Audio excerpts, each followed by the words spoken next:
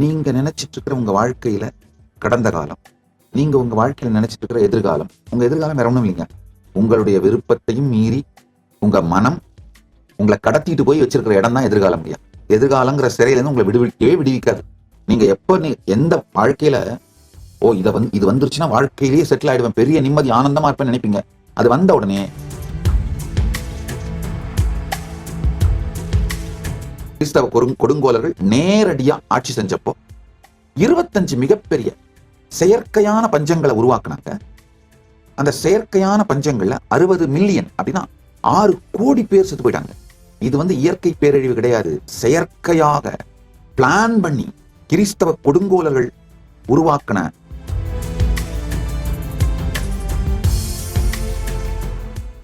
கடந்த காலம், நிகழ்காலம், எதிர்காலம். வெஸ்டர்ன் சிவிலைசேஷன் என்னென்னலாம் கற்றுக் கொடுத்தோம், ஆத்தானாயும் அரைகுறையான மூடத்தனமான கருத்துக்கள் மட்டுமல்லாது அதை அடிப்படையா வச்சு நீங்க திங்க் பண்ணீங்கன்னா எக்காலத்தும் டிப்ரெஷன்லயும் லைஃப்லெஸ்ஸா இகம் நரகமாக வாழ்ந்து முடிவீர்கள். அதாவது அகம் சரியான தெளிவில்லாத மயக்கத்தில் வாழ்ந்தால் வாழ்க்கை நரகம். தெளிந்த புரிதலோடு ஞானத்தோடு அகம் இருக்குமானால் வாழ்க்கை சொர்க்கம் ஆயிடும். ஒரு பக்கம் இந்த போலித்தனமான புரியாத்தனமான சனாதன இந்து சிவிலைசேஷனுக்கு செய்யப்பட்ட மூளைச்சலவை, நம்ம மக்களுக்கு செய்யப்பட்ட மூளைச்சலவை. இரண்டாவது, இந்த கன்சியூமரிஸ்டிக் சொசைட்டி மேல நம்ம மக்களுக்கே வந்த அளப்பரிய மோகம். இதனால நம்முடைய மிகப்பெரிய ஞானம் வாழ்க்கை முறையாக இல்லாமல் போனது. நல்லா புரிஞ்சுக்கங்க. ஒரு 200 வருஷத்துக்கு முன்னாடிங்க வரைக்கும் உலகத்துல பெஸ்ட் விஷயங்கள் அத்தனை லிஸ்ட் எடுங்க. Best cloth, best jewellery, tallest building, largest poetry, largest quantity of இந்த ரேர் மினரல்ஸை எடுத்து ப்ராசஸ் பண்ணி எக்ஸ்போர்ட் பண்றது, largest and best pearls harvest பண்ணி எக்ஸ்போர்ட் பண்றது, கோல்டு, அத்துணையும் இந்த அத்தான லிஸ்டும் போடுங்க. மொத்த வேர்ல்டோட ஜிடிபியில 40% சனாதன இந்து தர்மத்தோட ஜிடிபி. சனாதன இந்து தர்மத்தை நேஷனல் ரிலீஜியனாக கொண்ட, அபிஷியல் ரிலீஜியனாக கொண்ட நாடுகளோட ஜிடிபி தான். நாடுகள் சொல்றது நாடுன்னு சொல்லலாம், ஏன்னா அது சிங்கிள் தேசமா தான் ஆக்சுவலா ஃபங்க்ஷன் ஆயிட்டு இருந்திருக்கு.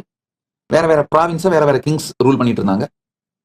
Otherwise ultimately it's single province. இந்த ஹிந்து சிவிலைசேஷனல் நேஷன் அதோட ஜிடிபி வேர்ல்டோட ஜிடிபில 40%. என்ன civilisation? World's tallest building Hindu civilisation தான் இருந்தது. World's best architecture Hindu civilisation தான் இருந்தது. லார்ஜஸ்ட் யூனிவர்சிட்டி இந்து சிவிலைசேஷன் தான் இருந்தது. ஆக்ஸ்போர்டும் இந்த யூனிவர்சிட்டிஸ்லாம், ஸ்டான்ஃபோர்ட், ஆக்ஸ்போர்ட், இந்த யூனிவர்சிட்டிஸ் திறக்கிறதுக்கு மச் பிஃபோருங்க. அதுக்கெல்லாம் ரொம்ப முன்னாடி பல ஆயிரக்கணக்கான ஸ்டூடெண்ட்ஸ் படிச்சுட்டு இருந்த மிகப்பெரிய யூனிவர்சிட்டிஸ் ஃபங்க்ஷன் ஆகிட்டு இருந்த நாடுங்க. என்ன, நம்ம ரொம்ப எலைட் சிவிலைசேஷனா போனதுனால நம்ம போர் மெத்தட்ல எல்லாம் கூட ரொம்ப ஒரு தார்மிக்கா நம்ம வாழ்ந்துட்டு இருந்தோம். ஆக்சுவலா இந்த வார் மெத்தட்ல இருக்கிற தர்மாவை வச்சுதான் நான் சொல்றேன், இது ஒரே நாடு, வேற வேற ப்ராவின்ஸ்ல வேற வேற பீப்புள் ரூல் பண்ணாங்கன்னு. காரணம் என்னன்னா, ஈவன் போர்ல கூட same law was followed through out this whole Bharat. External affairs, வெளிநாட்டு உறவுகள், மற்ற நாட்டு உறவுகளை பற்றிய பாலிசி, இல்ல போர் பாலிசி, இது எல்லாமே இந்த பாரதத்துக்குள்ள ஒன்னாதான் இருந்தது. அதனால இதை ஒரு தேசம், தனித்தனி பிரதேசம் அப்படி வேணா சொல்லிக்கலாம். வேற வேற பிரதேசங்கள், வேற வேற பேர் ஆண்டார்கள், ஆனா ஒரு தேசமா இருந்தது. ஆனா அந்த இன்வேடர்ஸ், இஸ்லாமிய தீவிரவாதிகளும் கிறிஸ்தவ கொடுங்கோலர்களும் வந்து நம்ம எலைட் சொசைட்டியை சின்னாபின்னமாக்கி நினைத்து பார்க்க முடியாத பேரழிவை தந்து விட்டார். நான் ஒரு கொடுமை தெரியுமா, இன்னமும் அதுல இருந்து வெளியில வராம இருக்கும். தக்ஷசீலா யூனிவர்சிட்டிய ராமாயணம், மகாபாரதம் ரெண்டுத்திலையும் மென்ஷன் பண்ணப்படுது. மகாபாரத டாக்குமெண்டேஷன் படி 10,500 ஸ்டூடெண்ட்ஸ் இருந்தாங்க அந்த டைம்ல. இதே மாதிரி டெல்ஹாரா யூனிவர்சிட்டியை சைனீஸ் டிராவல்ஸ் யூன் சாங் இட்சிங் இவங்கெல்லாம் அவங்களுடைய டிராவல் அக்கௌண்ட்ல மென்ஷன் பண்றாங்க. நலந்தா யூனிவர்சிட்டியை டாக்குமெண்ட் பண்றாங்க. சாரதா பி டெம்பிள் யூனிவர்சிட்டியை டாக்குமெண்ட் பண்றாங்க. ஆதிசங்கராச்சாரியாரே இந்த சாரதா பி டெம்பிள் யூனிவர்சிட்டியில தான் 6th century படிச்சிருக்காரு. ஆஃப் லிட்டரரி ரெக்கார்ட்ஸ் சாரதா பி டெம்பிள் யூனிவர்சிட்டி அட்லீஸ்ட் 2500 இயர்ஸுக்கு இருக்கு. நல்லா புரிஞ்சுக்கோங்க. சாரதா பி டெம்பிள் யூனிவர்சிட்டி காஷ்மீர், காஷி, காஞ்சி இந்த மூணுத்திலே இருந்திருக்கு. மிதிலா யூனிவர்சிட்டி, மிதிலா நேபாளில் இருக்கிற மிதிலா யூனிவர்சிட்டி இருந்திருக்கு. ஏனியா சொல்ல வருகின்ற இந்த சத்தியங்களை புரிந்து கொள்ளுங்க. நீங்க நினைச்சிட்டு இருக்கிற உங்க வாழ்க்கையில கடந்த காலம், நீங்க உங்க வாழ்க்கையில நினைச்சிட்டு இருக்கிற எதிர்காலம், உங்க எதிர்காலம் வேற ஒண்ணும் இல்லைங்க. உங்களுடைய விருப்பத்தையும் மீறி உங்க மனம் உங்களை கடத்திட்டு போய் வச்சிருக்கிற இடம் தான் எதிர்காலம் இல்லையா. எதிர்காலங்கிற சிறையில இருந்து உங்களை விடுவிக்காது. நீங்க எப்ப எந்த வாழ்க்கையில இது வந்துருச்சுன்னா வாழ்க்கையிலேயே செட்டில் ஆயிடுவேன், பெரிய நிம்மதி ஆனந்தமா இருப்பேன்னு நினைப்பீங்க. அது வந்த உடனே 24 மணி நேரத்துக்குள்ள உங்க மனசு என்ன பண்ணும், உங்களை திரும்ப கடத்திட்டு போய் அடுத்த எதிர்காலத்துல வச்சிரும். 24 மணி நேரம் நான் சொல்றதெல்லாம் ஜாஸ்தி, 10 நிமிஷம் தூக்கிட்டு போயிடும். இதுக்கு காரணம் உங்களுடைய அறியாமை மட்டும் நினைக்காதீங்கயா, உங்களுக்கு அறிவிக்காமை. உங்க எஜுகேஷன் சிஸ்டத்தை கேள்வி கேளுங்கயா. அதாவது கொஸ்டின் பண்ணாம நீங்க ஏத்துக்கிட்ட அசம்ஷன்ஸ், உங்க மேல திணிக்கப்பட்ட அசம்ஷன்ஸ் உங்களை சிதைத்து சின்னாபின்னமாக்கி விட்டது. அந்த அசம்ஷன்ஸ் தான் உங்க வாழ்க்கையில நீங்க படுற எல்லா பிரச்சனைகளுக்கும் காரணம். சாதாரண டயபெட்டிஸ் இருந்தா கூட சரிங்க, இப்போ ஏகப்பட்ட ரிசர்ச்சஸ் வருது.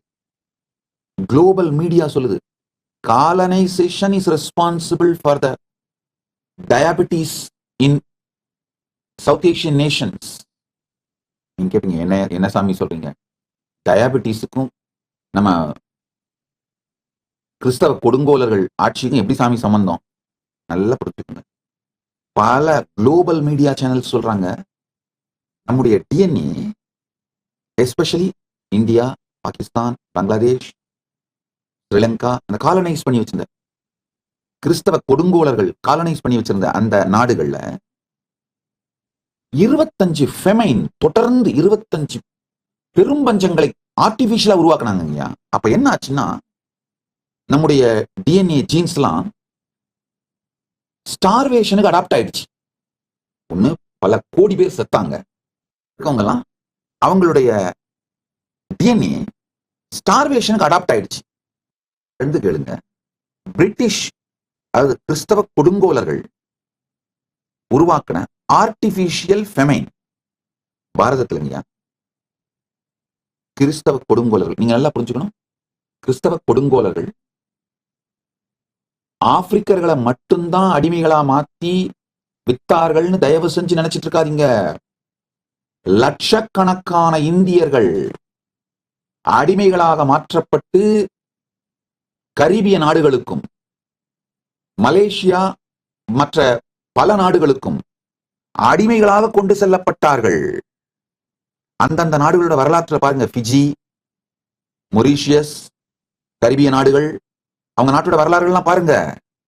இந்த ஆர்டிபிஷியல் ஃபெமைன் அதாவது செயற்கையாக உருவாக்கப்படுகின்ற பஞ்சத்தினால அவங்க என்னென்ன அச்சீவ் பண்ணாங்கன்னு பாருங்க. இந்த கிறிஸ்தவ கொடுங்கோலர்கள் ஒண்ணு பெரும் மக்களை அழித்தார்கள், சாகடிச்சிட்டாங்க. அழிச்சிட்டாங்க. மிச்சம் இருக்கவங்களுக்கும் லைஃப்ல கான்பிடன்ஸ் இல்லாம அவங்க முதுகெலும்பு உடைச்சிட்டாங்க, சைக்கலாஜிக்கலா அவங்களை உடைச்சிட்டாங்க. சோ அவன் சோறு கிடைச்சா போதும், எதுவுமே எதிர்த்து போராடத்துக்கு அவனுக்கு மனதிலேயோ உடம்புலயோ சக்தி இல்லாம சின்னாவினமாக்கிட்டாங்க. இன்னொரு முக்கியமான விஷயம், சாப்பாட்டுக்கு வழி இல்லாம அவனை மாத்தின உடனே அவன் அடிமையாக இருப்பதற்கு தயாராயிட்டான். அவனை அடிமைகளாக மாற்றி பல நாடுகளுக்கும் வெறும் உணவுக்கு, வெறும் சாப்பாட்டுக்கு மட்டும் உத்தரவாதம் கொடுத்து தூக்கிட்டு போனாங்க அடிமை வேலைக்காரர்களாக. இந்த மாதிரி பல கொடுமைகள்ல என்ன நடந்ததுனாங்க, அதாவது 89 ஆண்டு கிறிஸ்தவ கொடுங்கோலர்கள் நேரடியா ஆட்சி செஞ்சப்போ 25 மிகப்பெரிய செயற்கையான பஞ்சங்களை உருவாக்குனாங்க.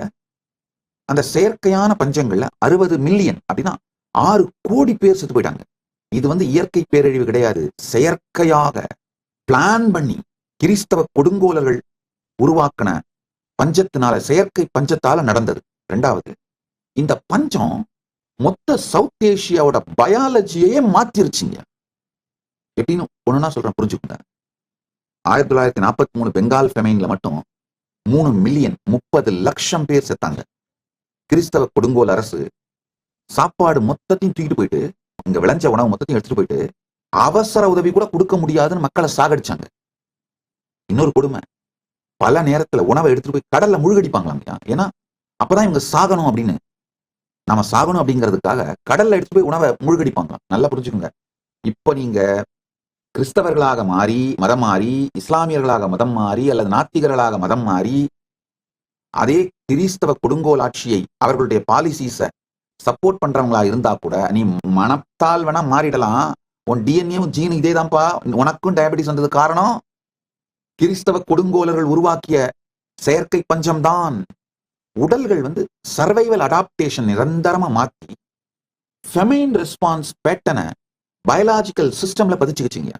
இந்த ஃபெமைன் சர்வைவல் ட்ரேட்ஸ் தான் நம்ம எபிஜெனெட்டிக் இன்ஹெரிட்டன்ஸா இன்னைக்கு சவுத் ஏஷியன்ஸுக்கு இருக்கு. அதனாலதான் டயபெட்டிஸ் ரிஸ்க் ரொம்ப அதிகமா இருக்கு. திரும்ப திரும்ப திரும்ப ஸ்டார்வேஷனுக்கு உட்படுத்தப்பட்டதுனால உடல் எனர்ஜியை சேமிக்கிறதுக்காக பயாலஜிக்கலா அடாப்ட் ஆயிடுச்சு.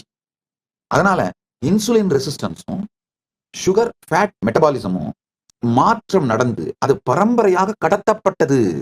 ஆழ்ந்து பிடிச்சுங்க. ஒரு பஞ்சத்தை கூட கடந்து உயிர் வாழ்ந்தால் அடுத்த தலைமுறையில டயபெட்டிஸ் ரிஸ்க் 2 மடங்கு ஆயிடும். பேர குழந்தைங்கள ஹை பிளட் சுகர் ரிஸ்க் அதிகமாயிடும் அப்படின்னு பல ஆய்வுகள் சொல்லுது உலகம் முழுக்க. இப்ப நான் சொல்றது எல்லாமே தெள்ள தெளிவான ஆராய்ச்சிகளின் மூலம் நிரூபிக்கப்பட்ட புள்ளி விவரங்கள். கொஞ்சம் இன்டர்நெட்ல ரிசர்ச் பண்ணுங்க, ஏஐல ரிசர்ச் பண்ணுங்க. நான் சொன்னது ரிசர்ச் பண்ணி பார்த்தீங்கன்னா உங்களுக்கே புரியும்.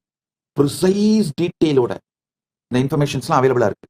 உங்கள் எல்லா பிரச்சனைகளுக்கும் தீர்வுகளை பெற பகவான் நித்யானந்தரை கேளுங்கள். Ask Nithyananda AI.